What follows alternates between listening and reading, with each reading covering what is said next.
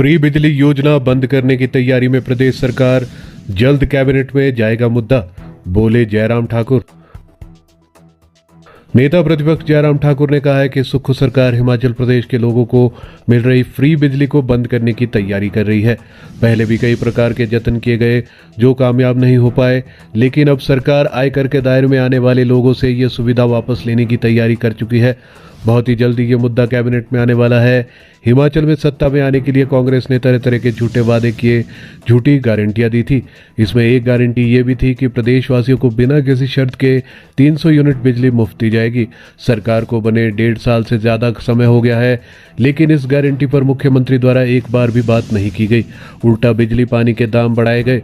सरकार ने कई बार तकनीकी रूप से हमारी सरकार द्वारा शुरू किए गए 125 यूनिट मुफ्त बिजली योजना को बंद करने, लाभार्थियों की संख्या कम करने के प्रयास किए, जिसका भाजपा द्वारा कड़ा विरोध किया गया और सरकार अपने मंसूबों में कामयाब नहीं हो पाई। लेकिन अब सुक्खू सरकार एक नया पैंतरा आजमाना चाह रही है, जिसका भारतीय जनता पार्टी जमकर विरोध करेगी।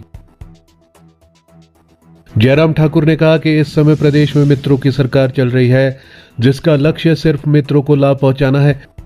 प्रदेश के लोगों की सुख सुविधाओं से सरकार को कोई लेना देना नहीं है। यह सरकार अपराधियों को भी खुला संरक्षण दे रही है, जिसके कारण प्रदेश में कानून व्यवस्था चरमरा गई है। आए दिन दहाड़े गोलियां चल रही है। प्रदेश में माफिया सक्रिय है। बीते कल औद्योगिक नगरी बद्दी में फिर से गोलियां चली है। इस गोलीकांड के पीछे भी वर्चस्व की बात सामने आ रही है। मुख्यमंत्री को इस बात का जवाब देना चाहिए कि आखिर ऐसा क्यों हो रहा है। औद्योगिक नगरी में इस तरह की गुंडागर्दी और अराजकता अब कोई नई बात नहीं है। कांग्रेस सरकार में आए दिन वर्चस्व के लिए खूनी खेल और गोलीबारी आम बात हो गई है। क्या मुख्यमंत्री इसी व्यवस्था परिवर्तन की बात कर रहे थे, जहां कानून के बजाय माफिया का इकबाल बुलंद होता जा रहा है? यही कारण है कि प्रदेश में उद्योगपति मुख्यमंत्री से सुरक्षा की मांग कर रहे हैं और उद्योग पलायन कर रहे हैं। नेता प्रतिपक्ष ने कहा कि प्रदेश में हो रहे तीनों उपचुनाव के लिए मुख्यमंत्री स्वयं जिम्मेदार है।